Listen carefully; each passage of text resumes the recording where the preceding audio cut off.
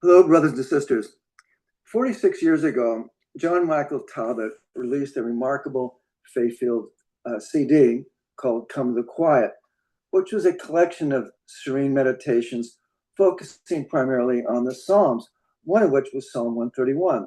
We hear, Lord, my heart is not proud, nor are my eyes fixed on things beyond me. In the quiet, I have stilled my soul.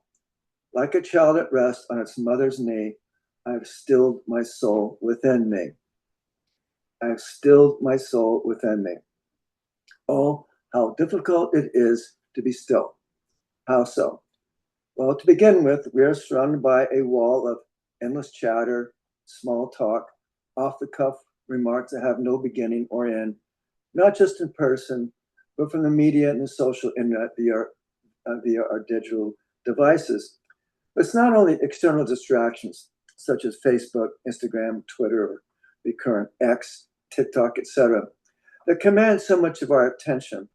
But we also have to deal with the white noise that dwells within our mind, that incessant flow of one distracting thought after another that makes us feel as if we're like a monkey bouncing off from one side of the cage to another. The need for constant communication and external stimuli can get us to the point where we simply worship noise and we can't live without it. Today's readings invite us to hit the pause button, to enter into spaces of silence where it can be easier to hear the one who is constantly communicating his divine love and presence to us if we'd only listen and be still. The narrative of the prophet Elijah in our first reading, he was desperately seeking the intimate contact of God, shows that God would come to him and to us, not via spectacular or dramatic special effects, such as a loud noise, a hurricane, or an earthquake, but through a tiny whispering sound, or as one translation has it, the thread of melodious silence that never imposes itself, but asks to be heard. What does this story teach us? In order to come into God's presence, we need to be still. We hear this in Psalm 46, be still and know that I am God. That being the case, we have to ask ourselves whether our thoughts, choices, actions, in other words, our lifestyle, are leading us to fulfill our deepest desire to be in communion with God and to do our Father's will. Or are we driving ourselves into the wilderness of distraction? Elijah was still, and in that encounter with God, he was strengthened for the remainder of his prophetic mission. Having faith in God and his promises simply means keeping our heart turned towards God, to his unconditional love and to his fatherly tenderness, which we witness in the prodigal son parable. And we do so when times are tough, in the midst of a storm, which tosses us about when the wheels of our life seem to be coming off. Jesus wanted to teach this to Peter and the disciples and to us today. In the dark moments of our life, when nothing seems to make sense, in the sad moments when we experience deep and profound loss, our faith can be weakened. Like Peter, all of us are people of little faith to some degree, especially when we are hammered by adverse forces. But Jesus is the risen one. Since he has overcome sin and death, he can transform anything by the power of his resurrected life. Let us never forget that. Jesus is the Lord of life. He is life itself. And he passed through a horrible death in order to bring us to safety, to home. Even before we reach out to him, he is already there, right beside us. Jesus is never missing an action.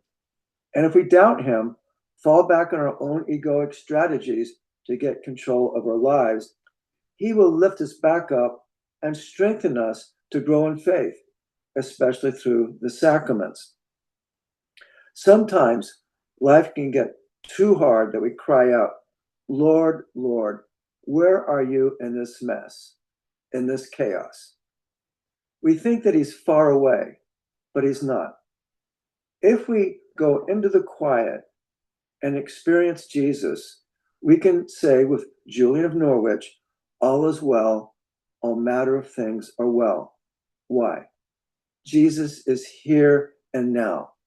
He is the great I am in the flesh. It is worth noting that the boat in the gospel narrative plays an important archetypal role as it represents the reality of the church, which in every age encounters headwinds and very harsh trials. Winds and waves toss the boat, toss the church. Anybody with a modicum of church history knows the truth of this. The church must weather contrary winds and storms in our historical moment, which threatens to capsize it. In situations like this, we may be tempted to think that God has abandoned her. But it is precisely in those moments that we witness to our Catholic faith, the witness of love, the witness of hope that shines in the darkness. Make no mistake, what saves the church is not the courage and quality of her members, but is faith in Jesus and his word that will get us through anything. If the church returns to her center, which is the heart of Jesus, we can traverse any stormy sea. As we dwell within Jesus, he can do through us that which seems impossible. As Peter, the first pope of the church, was floundering in the sea, Jesus reached out his hand to him as he does with you and me in the year 2026. Peter grasped his hand to come closer to Jesus. And as he did, he found his true center, where Jesus' contagious courage dispels all fear. He did that with Peter, and he can do it for you and me if we let him, if we come to the quiet. Amen.